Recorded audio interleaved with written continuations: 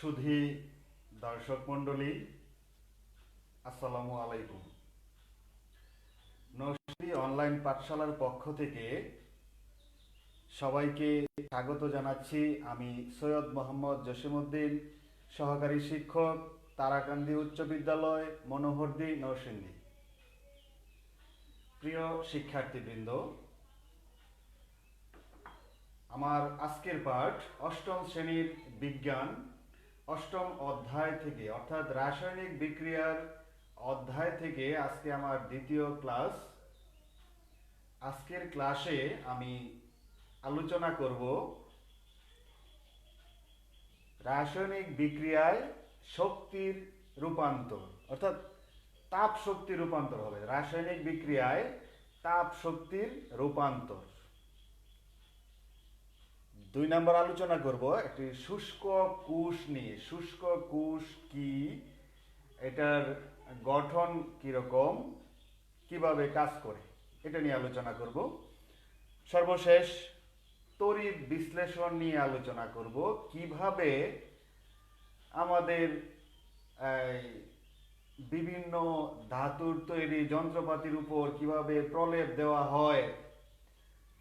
তোমরা দেখছো অনেকেই অনেক কম দামি ঘড়ির উপরে একবারে সোনালী কালার দেখা যায়, স্বর্ণের মতো চিকচিক করে।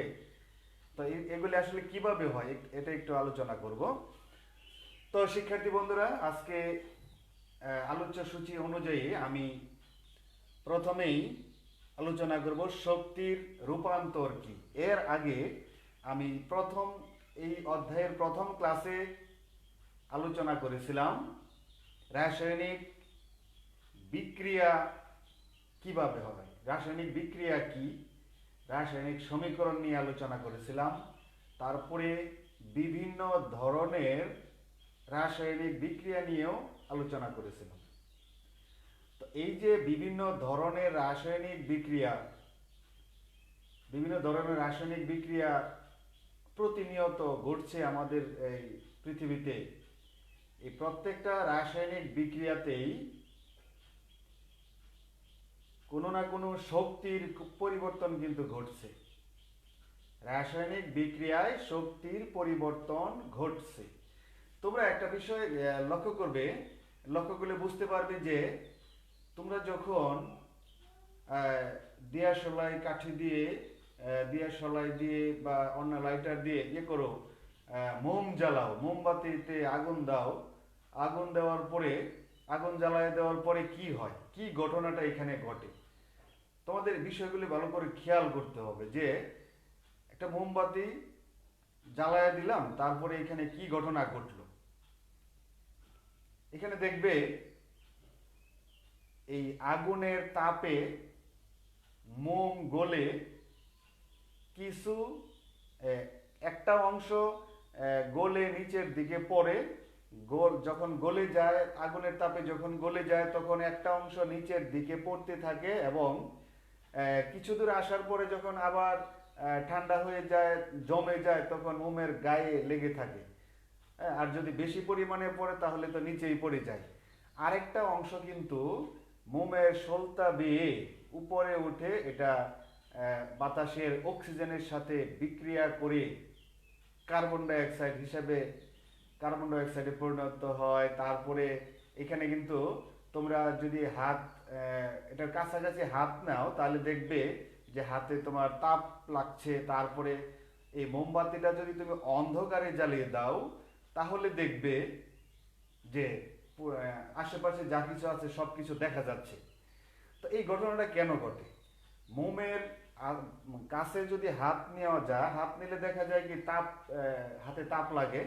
তো তাপ লাগার কারণ এতে করে বোঝা যায় যে মোমবাতি জ্বালাইলে কি হয়, এখানে তাপের সৃষ্টি হয়। মোমবাতি যে জ্বালাইলাম, এখানে কিন্তু অক্সিজেনের সাথে বিক্রিয়া করছে। মোমবাতির যে রাসায়নিক উপাদান, এগুলি অক্সিজেনের সাথে বিক্রিয়া করছে। তো এই যে এখানে একটা রাসায়নিক বিক্রিয়া ঘটলো, এই বিক্রিয়ায় কি হচ্ছে, এটা কিন্তু দহন বিক্রিয়ায় কি হয় যে তাপ শক্তির উৎপন্ন হচ্ছে। যেহেতু আমাদের হাতে তাপ লাগে, তাহলে বোঝা গেল এখানে এই বিক্রিয়ায় তাপের উৎপত্তি হচ্ছে এবং আলোক শক্তি আলোও আমরা পাইতেছি। যেহেতু এই অন্ধকারে এই মোমবাতিটা জ্বালাইলে আশেপাশে সবকিছু দেখা যায়, তাহলে বোঝা যায় কি যে এই মোমবাতি থেকে আলোর উৎপত্তি হয়েছে। আলো ছাড়া কিন্তু আসলে কিছুই দেখা যায় না। যেহেতু অন্ধকারে মোমবাতি জ্বালাইলে আশেপাশে সবকিছু দেখা যায়, তাহলে বোঝা যায় কি এখানে আলোর উৎপত্তি হয়েছে। তাহলে দেখো মোমবাতিতে ছিল কি রাসায়নিক উপাদান। মোমবাতিতে ছিল রাসায়নিক উপাদান, যেখান থেকে আমরা কি পাইলাম, দুইটা আইটেম পাইছি কিন্তু। একটা হচ্ছে তাপ শক্তি আর একটা হচ্ছে আলোক শক্তি। মোমবাতিতে ছিল কি রাসায়নিক পদার্থ, রাসায়নিক পদার্থের ভিতরে রাসায়নিক শক্তি থাকে। তাহলে রাসায়নিক শক্তি পরিবর্তিত হইয়া দুই ধরনের শক্তি পাইলাম। ঠিক এই ধরনের আরো অনেক বিক্রিয়া আছে। এই ধরনের আরো অনেক বিক্রিয়া আছে। ধরো তুমি যদি একটা টেস্ট টিউবে কিছু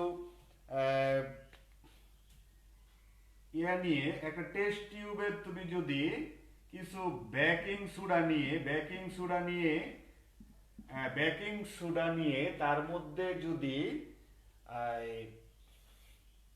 লেবুর রস মিশ্রিত করো, ফুটায় লেবুর রস মিশ্রিত করো, তাহলে এইখানেও এক ধরনের বিক্রিয়া ঘটবে। লেবুর রস হচ্ছে কি সাইট্রিক অ্যাসিড, লেবুর রসে থাকে সাইট্রিক অ্যাসিড। আর বেকিং সোডা হচ্ছে কি সোডিয়াম হাইড্রোজেন কার্বনেট, যাকে আমরা সোডিয়াম বাইকার্বনেটও বলি। সোডিয়াম হাইড্রোজেন কার্বনেটের সাথে লেবুর রস অর্থাৎ সাইট্রিক অ্যাসিডের বিক্রিয়ায় এইখানে দেখবা তোমরা বুদবুদ আকারে এক ধরনের গ্যাস বের হচ্ছে। এই গ্যাসটা আসলে কার্বন ডাই অক্সাইড ছাড়া আর কিছু না। কার্বন ডাই অক্সাইড গ্যাস এখানে উৎপত্তি হয়। তারপরে টেস্ট টিউবের তলায় হাত দিলে তোমার কাছে তোমার কাছে মনে হবে আগের চেয়ে অনেকটা ঠান্ডা মনে হবে। তাহলে এইখানে কি হলো, এইখানে দেখা যায় কি তাহলে তাপ শক্তি শোষিত হয়েছে। আগেরটাতে মোমবাতিটার মধ্যে কি হয়েছিল, তাপ শক্তি উৎপন্ন হয়েছিল, আর এইখানে তাপ শক্তি হ্রাস পাইছে, শোষিত হয়েছে। এই ধরনের আরো বিক্রিয়া আছে। ধরো তোমরা দেখে থাকবে তোমাদের বাড়িতে যারা মুরব্বী আছে, যাদের পান খাওয়ার অভ্যাস আছে, তারা বাজার থেকে চুন কিনে এনে তাদের জন্য বাজার থেকে চুন কিনে আনলে কি করে, একটা পাত্রের মধ্যে তারা এই চুনের মধ্যে পানি দিয়ে এটা ভিজায়। পানি দেওয়ার সাথে সাথে দেখা যায় ওইখানে একবারে ভাত পাক করার সময় যেরকম ফুটতে থাকে, এরকম পানিও ফুটতে থাকে এবং প্রচন্ড তাপের সৃষ্টি হয়। তো এই যে চুনের সাথে পানি দেওয়ার ফলে একটা বিক্রিয়া হইল, এই বিক্রিয়া কি হইল, তাপ শক্তি উৎপন্ন হইল। আর এখানে কি বলছি আমি, যে বেকিং সোডার সাথে যদি আমি লেবুর রস অর্থাৎ সাইট্রিক অ্যাসিড যোগ করি, তাহলে এখানে উৎপন্ন হয় কি তাপ শক্তি হ্রাস পায়। আর এখানে কি উৎপন্ন হয় হচ্ছে, দেখো আমি বিক্রিয়াটা হবে এই ধরনের। বেকিং সোডার সংকেতটা হচ্ছে NaCO3। বেকিং সোডা, এই বেকিং সোডার সাথে যদি আমি সাইট্রিক অ্যাসিড যোগ করি, সাইট্রিক অ্যাসিড হবে C6H8O7। সাইট্রিক অ্যাসিড যদি যোগ করি তাহলে এইখানে কি উৎপন্ন হয়, সোডিয়াম সাইট্রেট উৎপন্ন হয়। সোডিয়াম সাইট্রেট হচ্ছে Na3C6C6O5C6H5।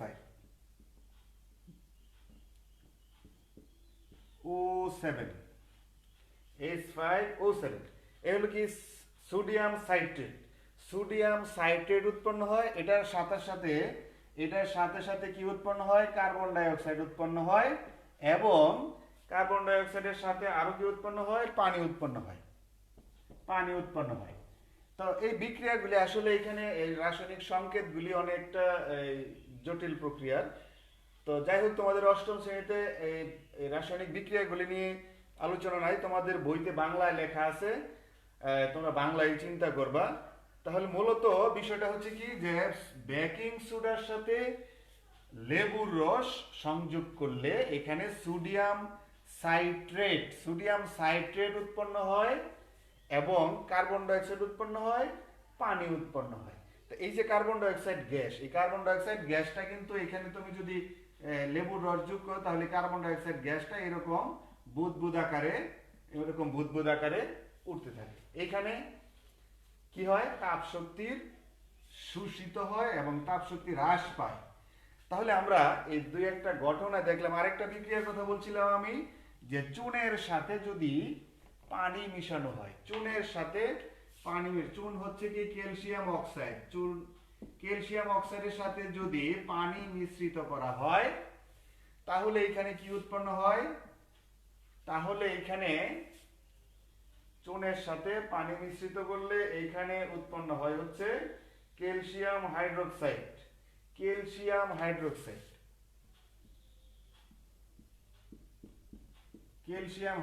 উৎপন্ন হয়। তো এই ক্যালসিয়াম হাইড্রোক্সাইড উৎপন্ন হওয়ার সময় কিন্তু এখানে প্রচুর পরিমাণে তাপ শক্তি উৎপন্ন হয়। তাহলে আমরা এই দুইটা তিনটা ঘটনা থেকে কি বুঝতে পারলাম, যে প্রত্যেকটা রাসায়নিক বিক্রিয়ায় শক্তির পরিবর্তন হয়, এবং এই শক্তিটা হচ্ছে কি তাপ শক্তির পরিবর্তন। তাপ শক্তি দুই ধরনের বিক্রিয়া এখানে হয়, কোনোটাতে তাপ শক্তি উৎপন্ন হয়, আবার কোনোটাতে তাপ শক্তি হ্রাস পায়, শোষিত হয়। যেখানে তাপ শক্তি উৎপন্ন হয় এই বিক্রিয়াটাকে বলা হয় তাপ উৎপাদী বিক্রিয়া, আর যেখানে তাপ শক্তি হ্রাস পায় বা শোষিত হয় এটাকে বলা হয় তাপহারী বিক্রিয়া। তাপ উৎপাদী বিক্রিয়া আর তাপহারী বিক্রিয়া। যাই হোক, এই বিষয়ে তোমরা পরের ক্লাসে নবম শ্রেণী থেকে বিস্তারিত জানবে। আমার আজকে আলোচনার বিষয় এই যে শক্তির রূপান্তর, আমি দুই তিনটা বিক্রিয়ার মাধ্যমে দেখাইলাম শক্তির রূপান্তর হয়। এই শক্তির রূপান্তরের কারণেই কিন্তু আসলে পৃথিবীতে প্রতিনিয়ত বিভিন্ন ধরনের নতুন নতুন আবিষ্কার হচ্ছে এবং নতুন নতুন পদার্থ সৃষ্টি হচ্ছে। তোমরা জানো এই দুনিয়াতে দুই ধরনের জিনিস আছে, একটা হচ্ছে পদার্থ আর একটা হচ্ছে কি শক্তি। পদার্থ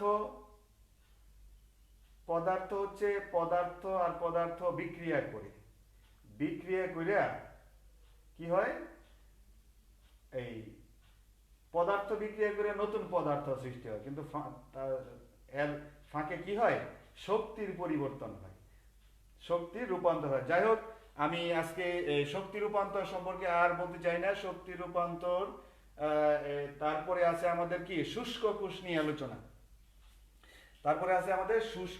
নিয়ে আলোচনা। এই শুষ্ক কোষ আসলে কি?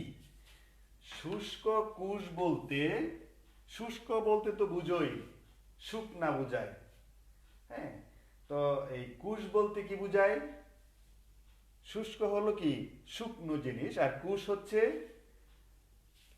তোমরা দেখবা আমাদের এই যে ঘড়ি, দেওয়াল ঘড়ি আছে, এটা কিছুদিন পর অফ হয়ে যায়, তারপরে পিছনে একটা ব্যাটারি লাগাইতে হয়, তারপরে আমাদের খেলনা চালাইতে ব্যাটারির প্রয়োজন হয়, টর্চ চালাইতে ব্যাটারির প্রয়োজন। এই যে এই ব্যাটারিটাই হচ্ছে কোষ। আসলে এখানে আমাদের এই প্রচলিত যেটা আমরা একটা ব্যাটারিকে ব্যাটারি বলি, আসলে ব্যাটারি বলতে একাধিক কোষ একসাথে হইলে ব্যাটারি বলে। আর একটা যদি হয়, এই ব্যাটারি যদি একটা হয়, তাহলে এটাকে আমাদের কোষ বলতে হবে, কোষ বা সেল বলতে হবে। তো এই যে শুষ্ক কোষ সম্পর্কে আলোচনা এবং তড়িৎ বিশ্লেষণ তড়িৎ বিশ্লেষণ সম্পর্কে। শুষ্ক কোষ হচ্ছে কি ব্যাটারি, তো ব্যাটারির গঠন কি রকম, মানে কি কি পদার্থ দিয়ে কিভাবে গঠন করতে হয়, তারপরে এটা থেকে আমরা কি কি পরিবর্তন বা কি শক্তি পাই, বা কিভাবে আমরা আমরা এটা ব্যবহার করি, এটা থেকে আমরা কি সুবিধা পাই, এটা নিয়ে আলোচনা হবে। আর তড়িৎ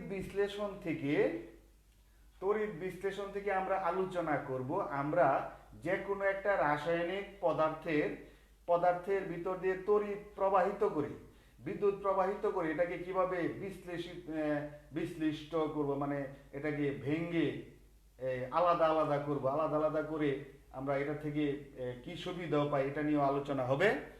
তাহলে আমরা বাকি যে দুইটা বিষয়, শুষ্ক কোষ এবং তড়িৎ বিশ্লেষণ, এই দুইটা বিষয় আমি তোমাদেরকে কম্পিউটার স্ক্রিনে দেখাতে চাই। তো চলো বন্ধুরা, তোমাদেরকে নিয়ে যাই কম্পিউটার স্ক্রিনে।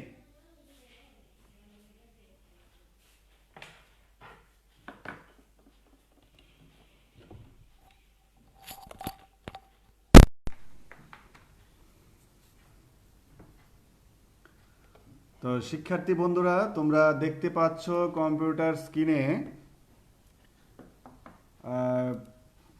আমি প্রথমেই তোমাদেরকে কিছু চিত্র দেখাচ্ছি।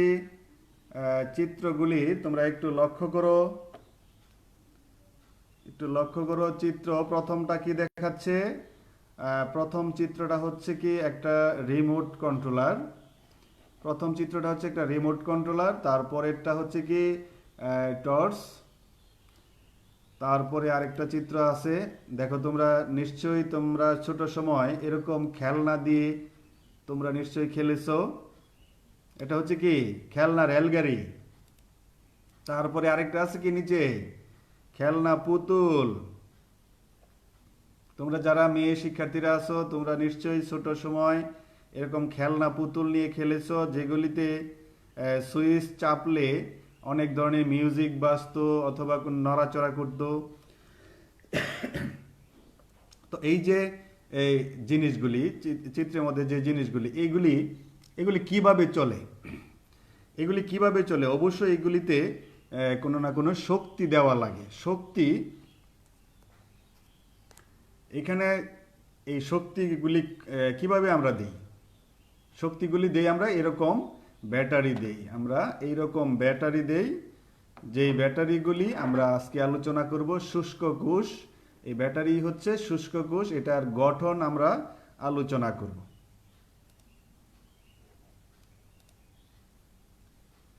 শুষ্ক কোষ ইংরেজিতে বলে ড্রাই সেল।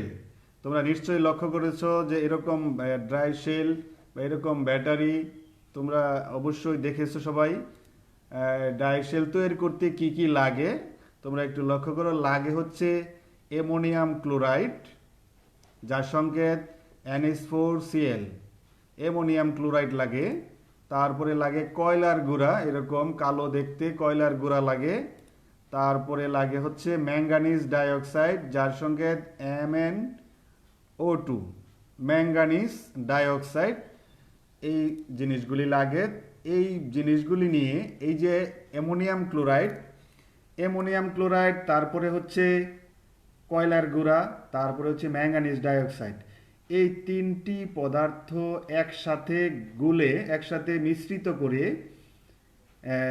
এটার সাথে সামান্য পানি দিয়ে এটাকে একটা লেয়ের মতো মিশ্রণ প্রস্তুত করা হয়। যেই মিশ্রণটা পরবর্তীতে দেখো এই যে লেয়ের মতো বানানো হয়। এই লেটা কি করা হয় পরে, এই যে এখানে দস্তার ছবি দেওয়া আছে, কিন্তু দস্তার তৈরি আমার কি লাগবে? দস্তার তৈরি চুঙ্গ লাগবে। আমরা কাজের ধারা দেখি কিভাবে কাজগুলি করব। আমরা প্রথমে সিলিন্ডার আকৃতির দস্তার চুঙ্গ নাও। দেখছো তো ব্যাটারি কি আকৃতি? সিলিন্ডার আকৃতি বা বেলুন আকৃতির একটা চুঙ্গ লাগবে। এরকম একটা চুঙ্গ লাগবে। এই চুঙ্গ এটার ভিতরে কি করবে? এই যে অ্যামোনিয়াম ক্লোরাইড, কয়লার গুঁড়া ও ম্যাঙ্গানিজ ডাইঅক্সাইড পানির মিশ্রিত লেই বা পেস্টটি চুঙ্গটির মধ্যে নাও। এই যে লেই তৈরি করা হবে, এটা কি করবো, এই চুঙ্গের ভিতরে ঢালবা। চুঙ্গের ভিতরে ঢাললে এরকম হবে।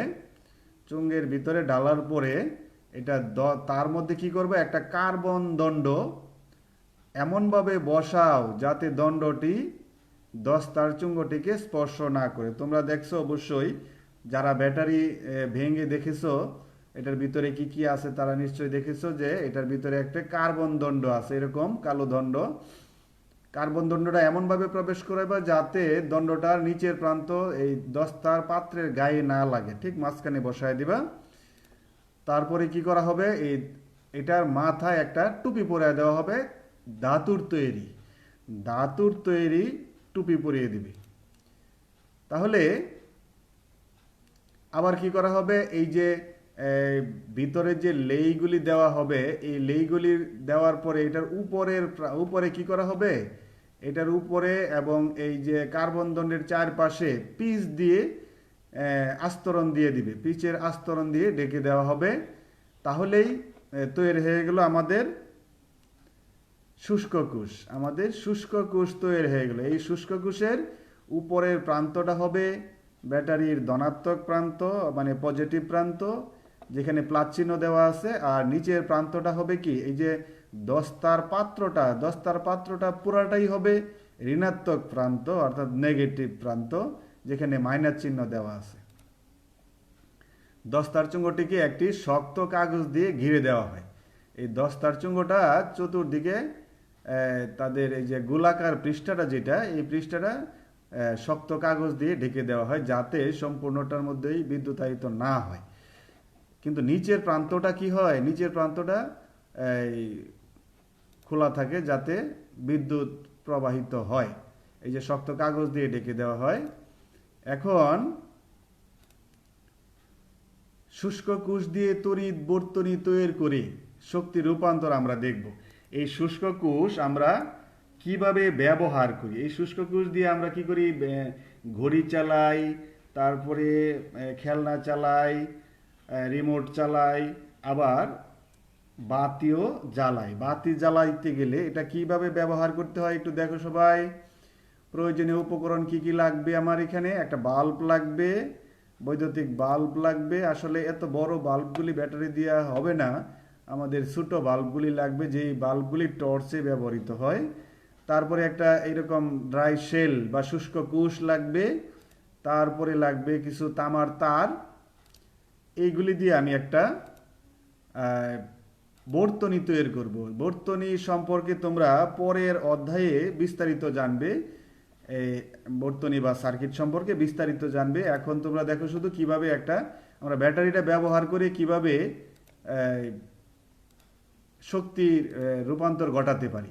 ব্যাটারির ভিতরে কি আছে, ব্যাটারির ভিতরে কিন্তু এই যে অ্যামোনিয়াম ক্লোরাইড, ম্যাঙ্গানিজ ডাইঅক্সাইড, তারপরে হচ্ছে কয়লার গুঁড়া, সবগুলি রাসায়নিক পদার্থ। এই রাসায়নিক পদার্থ রাসায়নিক শক্তি হিসাবে সঞ্চিত থাকে।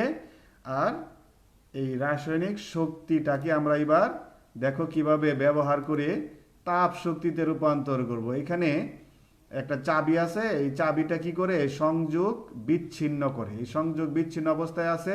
এখন যদি চাবি চাপলে যদি সংযোগ পেয়ে যায়, লাইন পেয়ে যায়, তাহলে কি হবে, এই বাতিটা জ্বলে উঠবে। তার মানে এটার ভিতর দিয়ে বিদ্যুৎ, এই যে তারের ভিতর দিয়ে বিদ্যুৎ প্রবাহিত হবে। শুষ্ক কোষ যেভাবে কাজ করে দেখো, এই দেখলাম এতক্ষণ আমরা দেখলাম কি শুষ্ক কোষ কিভাবে কাজ করে। আসলে এই যে এখানে একটা বিষয় তোমরা লক্ষ্য রাখো যে ব্যাটারির ঋণাত্মক প্রান্ত থেকে কিন্তু ইলেকট্রন প্রবাহিত হয়ে এদিকে ধনাত্মক প্রান্তের দিকে যাওয়ার সময় এই বাতির ভিতরে যে ফিলামেন্ট আছে এটাকে উত্তপ্ত করে, এখানে বাধার সৃষ্টি হয় কারণে উত্তপ্ত হয়ে আলোক শক্তি উৎপন্ন হয়।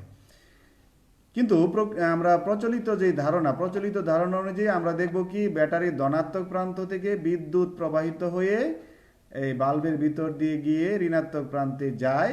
আমরা প্রচলিত ধারণাটাই পুষব। তো ঠিক আছে বন্ধুরা, এবার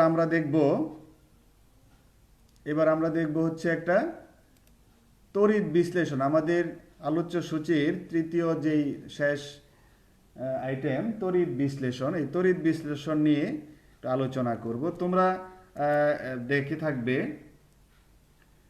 শিক্ষার্থী বন্ধুরা, তোমরা দেখেছো যে অনেক এই যে সিটি গোল্ড অলংকার আছে, সিটি গোল্ড অলংকার, তারপরে অনেকে দেখবে ঘড়ির চেইনের মধ্যে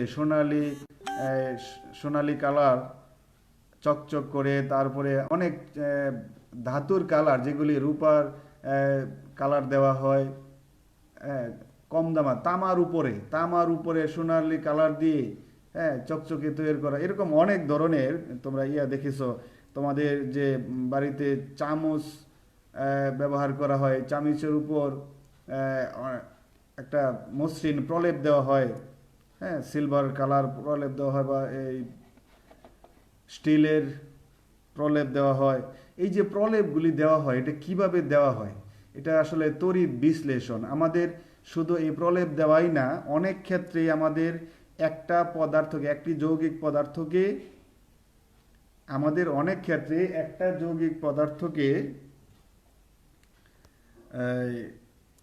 করে আমাদের, শিক্ষার্থী বন্ধুরা লক্ষ্য করো, আমাদের অনেক ক্ষেত্রে কি করা লাগে? অনেক ক্ষেত্রে আমাদের যে কোনো একটা যৌগিক পদার্থকে ভেঙে আলাদা করা লাগে, আলাদা আলাদা মৌলিক পদার্থে পরিণত করা লাগে। এই ক্ষেত্রে আমরা কি করব? তড়িৎ বিশ্লেষণ করব। তড়িতের সাহায্যে একটা যৌগিক পদার্থকে বিশ্লেষণ, এটাই হচ্ছে তড়িৎ বিশ্লেষণ। তো তড়িৎ বিশ্লেষণ কিভাবে হয় একটু দেখো সবাই।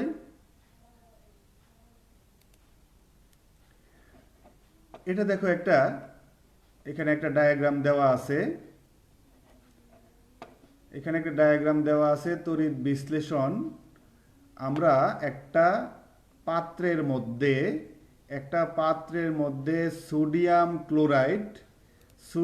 ক্লোরাইড চিনো হয়তো সবাই। আমরা যে খাবার লবণ যেটা, এই লবণটাই হচ্ছে সোডিয়াম ক্লোরাইড। এই সোডিয়াম ক্লোরাইড মানে সোডিয়াম আছে আর ক্লোরিন আছে এটার ভিতরে। আমরা এই দুইটা মৌলিক পদার্থ কিভাবে আলাদা করতে পারি, এটা আলাদা করার জন্য আমাদের যেভাবে কাজ করতে হবে, এটা প্রয়োজনীয় উপকরণ লাগবে কি? এই তড়িৎ কোষ লাগবে, বিদ্যুতের উৎস লাগবে, ব্যাটারি, তারপরে লাগবে কিছু তামার তার, তারপরে লাগবে হচ্ছে 2টি কার্বন দণ্ড, এখানে 2টি কার্বন দণ্ড আছে, তারপরে লাগবে পানি, তারপরে লাগবে লবণ, তারপরে লাগবে হচ্ছে একটা বিকার বা পাত্র, একটি বিকার লাগবে। এই উপকরণগুলি দিয়ে আমি তড়িৎ বিশ্লেষণটা করে দেখাতে পারবো। তো শিক্ষার্থী বন্ধুরা দেখো কাজের পদ্ধতি কিভাবে আমরা কাজগুলি করব। একটা বিকারে, এই যে আগের স্লাইডে দেখেছিলাম, একটা বিকারে 300 মিলিলিটার পানি নিয়ে তার মধ্যে 30 গ্রাম লবণ যোগ করে ভালোভাবে নাড়তে হবে, যাতে এই লবণটা পানির সাথে ভালো করে মিশে যায়। এরকম বিকারের মধ্যে পানি নিয়ে তাতে লবণ দিয়ে ভালো করে নাড়তে হবে, যাতে লবণ পানির সাথে ভালো করে মিশে যায়। তারপরে কি করব? কার্বন দণ্ড 2টি চিত্রের মতো করে তামার তার দিয়ে ব্যাটারির সাথে যুক্ত করব। তোমরা ভালো করে একটু লক্ষ্য করো, এখানে এই বিকারের ভিতরে কি আছে? বিকারের ভিতরে হলো লবণ মিশ্রিত পানি, এটার ভিতরে 2টি কার্বন দণ্ড এমনভাবে আমরা প্রবেশ করাবো যাতে এই কার্বন দণ্ড 2টি কোথাও পাত্রের গায়ে লেগে না থাকে, এবং এই কার্বন দণ্ড 2টির উপরের প্রান্ত একটা ব্যাটারির সাথে বা পাওয়ার সাপ্লাই, যেখানে এই এসিটাকে ডিসি করা হয়, বা আমরা সরাসরি ব্যাটারি ব্যবহার করলেও পারি। একটা ব্যাটারির ধনাত্মক প্রান্ত থাকবে একটা কার্বন দণ্ডের সাথে, এবং ব্যাটারির ঋণাত্মক প্রান্ত থাকবে আরেকটা কার্বন দণ্ডের সাথে। এভাবে সংযোগ দিব আমরা। সংযোগ দেওয়ার ফলে কি ঘটনা ঘটবে, সংযোগ দেওয়ার ফলে এখানে কি ঘটনা ঘটবে তোমরা একটা ভিডিওর মাধ্যমে দেখো। সবাই ভিডিওটা একটু লক্ষ্য করো।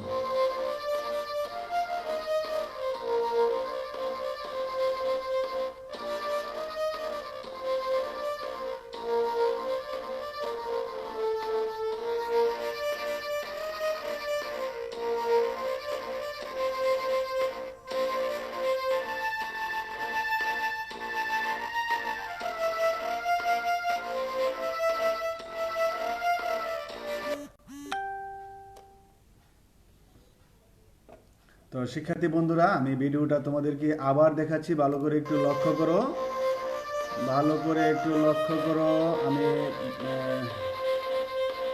মিউজিকটা আমি অফ করে দিচ্ছি, মিউজিকটা অফ করে দিচ্ছি। তোমরা দেখো একটু যে এই যে আমি এইখানে অফ করে দিচ্ছি, এখানে স্টপ করে দিচ্ছি।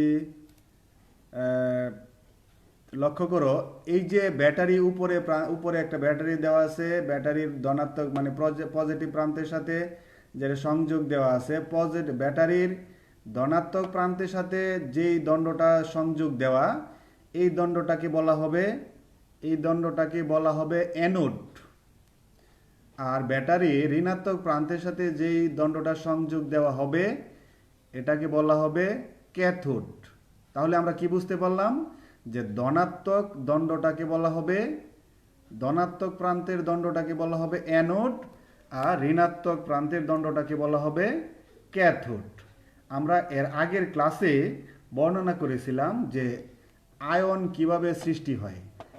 যে যদি ধনাত্মক আয়ন হয় তাহলে আমরা ধনাত্মক আয়নটাকে বলি কি ক্যাটায়ন, আর ঋণাত্মক আয়নটাকে বলি অ্যানায়ন। এখানে তোমাদের মনে রাখতে সুবিধা হবে যদি তোমরা এইভাবে চিন্তা করো যে ক্যাটায়ন ক্যাথোডে যায়, অ্যানায়ন অ্যানোডে যায়। মানে সবসময় বিপরীত ধর্মী চার্জ পরস্পরকে আকর্ষণ করে। তাহলে এখানে অ্যানোড হচ্ছে ধনাত্মক আধানযুক্ত, আর অ্যানায়ন হচ্ছে ঋণাত্মক আয়ন। তাহলে ধনাত্মক দণ্ডে কি যাবে? ধনাত্মক দণ্ডে যাবে হচ্ছে ঋণাত্মক আয়ন। তোমরা একটু লক্ষ্য করো, এইখানে এই যে অ্যানোডে যাচ্ছে কি, অ্যানোডে সব প্লাস চিহ্ন দেওয়া আছে, তার মানে অ্যানোড হচ্ছে ধনাত্মক প্রান্ত, ধনাত্মক দণ্ড। আর এটার কাছে কি আছে, এই যে ক্লোরিন হচ্ছে কি ঋণাত্মক আয়ন। তোমরা আরেকটা বিষয় লক্ষ্য করো, যখন কোনো তড়িৎ বিশ্লেষ্য পদার্থ বিগলিত মানে বা দ্রবীভূত হয়, বিগলিত বলতে নিজে মানে এটাকে তাপ দিয়ে গলানো হয়, অথবা দ্রবীভূত বলতে পানি বা অন্য কোনো তরল পদার্থ দিয়ে মিশ্রিত করে তরলে পরিণত করা হয়, তখন এটার ভিতর যদি আমরা বিদ্যুৎ চালনা করি, তাহলে এই পদার্থের ভিতর দিয়ে বিদ্যুৎ যদি প্রবাহিত হয়, তাহলে এই পদার্থটাকে বলা হবে তড়িৎ বিশ্লেষ্য পদার্থ। তাহলে তোমরা তড়িৎ বিশ্লেষ্য পদার্থের সংজ্ঞাটা শিখতে পারো এইভাবে, যে সকল পদার্থ বিগলিত বা দ্রবীভূত অবস্থায় বিদ্যুৎ পরিবহন করে তাদেরকে বলা হবে তড়িৎ বিশ্লেষ্য পদার্থ। আর যেগুলি পরিবহন করে না তাদেরকে বলা হবে কি তড়িৎ অবিশ্লেষ্য পদার্থ। আর এই যে তড়িৎ বিশ্লেষ্য পদার্থ বিগলিত বা দ্রবীভূত অবস্থায় কি করে, এই যে দুইটি পদার্থে বিভক্ত হয়, বিশ্লেষিত হয়, এই বিশ্লেষিত হওয়ার ঘটনাটাকেই বলা হয় তড়িৎ বিশ্লেষণ। তো এই তড়িৎ বিশ্লেষণের মধ্যে দেখো ঘটনাটা কি ঘটছে, আমরা দেখেছিলাম এর আগের ক্লাসে যে ঋণাত্মক আয়নের মধ্যে কি থাকে, ইলেকট্রন বেশি থাকে। তো ইলেকট্রনটা এই যে ক্লোরিনের একটা ইলেকট্রন বেশি আছে, যার কারণে একটা ইলেকট্রন সে কি করে ধনাত্মক দণ্ডের মধ্যে গিয়ে ছেড়ে দিলে তখন ক্লোরিন পরমাণুতে পরিণত হয়। এরকম দুইটা ক্লোরিন পরমাণু একত্রে মিশে একটা ক্লোরিন অণুতে পরিণত হয়। আর অপর পক্ষে দেখো এই পাশে সোডিয়াম আয়নে কি হয়, একটা ইলেকট্রন কম থাকে। এই একটা ইলেকট্রন কম থাকে, আর ক্যাথোডের মধ্যে কি সবসময় ইলেকট্রন বেশি থাকে। তো ক্যাথোড থেকে একটা ইলেকট্রন গ্রহণ করে সোডিয়াম ধাতুতে পরিণত হয়। এই সোডিয়াম ধাতু কি করে, এই দণ্ডটার গায়ে লেগে থাকে। তাহলে দেখা যায় যে তড়িৎ বিশ্লেষণের ফলে এই প্রান্তে তো সোডিয়াম ধাতুতে পরিণত হইলো, আর ওই প্রান্তে ক্লোরিন গ্যাসে পরিণত হইলো। এইভাবে একটা যৌগিক পদার্থ অর্থাৎ সোডিয়াম ক্লোরাইড দুইটা মৌলিক পদার্থে, আলাদা আলাদা মৌলিক পদার্থে পরিণত হলো। তো পরবর্তীতে অবশ্য কি করে, এই যে সোডিয়াম, এই সোডিয়াম পানির সাথে বিক্রিয়া করিয়া আবার হাইড্রোজেন গ্যাস এবং সোডিয়াম অক্সাইডে পরিণত হয়। তোমরা এটা আমার একটু পরবর্তী স্লাইডে দেখো। সোডিয়াম আয়ন কি করে, এই যে একটা ইলেকট্রন সে ত্যাগ করে সোডিয়াম আয়নে পরিণত হয়। এই সোডিয়াম আয়ন কিভাবে হইলো, একটা ইলেকট্রন ত্যাগ করে। এখন যদি সে একটা ইলেকট্রন আবার গ্রহণ করতে পারে, তাহলে সে সোডিয়াম কি হবে, সোডিয়াম ধাতুতে পরিণত হবে। আবার এই যে সোডিয়াম আয়নের সাথে কি হয়েছে দেখো, বিক্রিয়াটা এরকম হবে। সোডিয়ামের সাথে এই যে পানির বিক্রিয়ায় কি উৎপন্ন হয় বলছিলাম, যে সোডিয়াম হাইড্রোক্সাইড উৎপন্ন হয় এবং এই দেখো একটা সোডিয়াম আর হচ্ছে একটা হাইড্রোজেন একটা অক্সিজেন, তাহলে আরেকটা হাইড্রোজেন রয়ে গেল, আরেকটা হাইড্রোজেন পরমাণু, এরকম দুইটা হাইড্রোজেন পরমাণু মিলে একটা হাইড্রোজেন গ্যাসে পরিণত হবে। তো এই ধরনের বিক্রিয়া হবে। তাহলে এই ক্যাথোড থেকে নির্গত হবে হচ্ছে হাইড্রোজেন গ্যাস এবং অ্যানোডে নির্গত হবে ক্লোরিন গ্যাস। এইভাবে আমরা তড়িৎ বিশ্লেষণটা বর্ণনা করতে পারি। এই যে দেখো ক্লোরাইড আয়ন, ক্লোরিনের মধ্যে কি আছিল, প্রথম সর্বশেষ খুলকে 7টা ইলেকট্রন ছিল, আরেকটা গ্রহণ করে সে আয়নে পরিণত হয়েছে। তো এখন যদি আমি এই ক্লোরাইড আয়ন থেকে একটা ইলেকট্রন মাইনাস করতে পারি, তাহলে সে কি হবে, ক্লোরিন পরমাণুতে পরিণত হবে। এরকম দুইটা ক্লোরিন পরমাণু একত্রে মিলিত হয়ে ক্লোরিন গ্যাসে পরিণত হবে। তো শিক্ষার্থী বন্ধুরা, আজকে আমার ছিল এই আলোচনা। তাহলে আমাদের আলোচ্য সূচি অনুযায়ী আমাদের এই যে শুষ্ক কোষ, প্রথম হলো শক্তির রূপান্তর, তারপরে শুষ্ক কোষ, তারপরে তড়িৎ বিশ্লেষণ, এই আলোচনা শেষ হলো। শিক্ষার্থী বন্ধুরা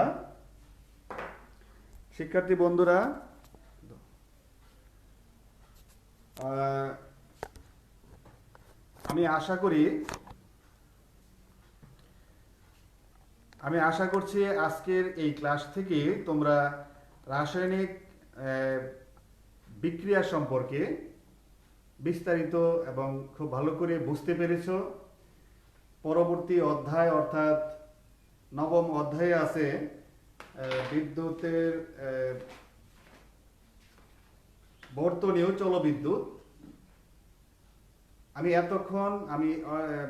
তোমাদের বিজ্ঞান বই থেকে যে ক্লাসগুলি নিয়েছি, প্রথম হলো পরমাণুর গঠন, তারপরে যেই মহাকর্ষ অভিকর্ষ, তারপরে হচ্ছে এই যে রাসায়নিক বিক্রিয়া, এই সবগুলি বিষয় কিন্তু তোমাদের এই বিদ্যুতের চ্যাপ্টারে বুঝতে সহায়ক হবে। বিদ্যুতের চ্যাপ্টারটা ভালো করে বোঝার জন্য এই বিষয়গুলি কাজে লাগবে।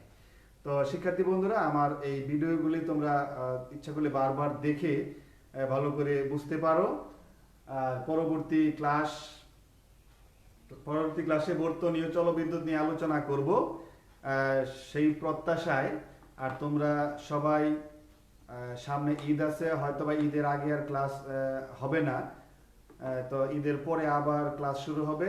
এই ঈদটা ভালো করে উপভোগ করো, নিরাপদ দূরত্ব বজায় রেখে তোমরা সবাই সুস্থ থাকো, সচেতন থাকো, সুস্থ থাকো, এই কামনায় আজকের মতো এখানেই শেষ করলাম। ধন্যবাদ সবাইকে।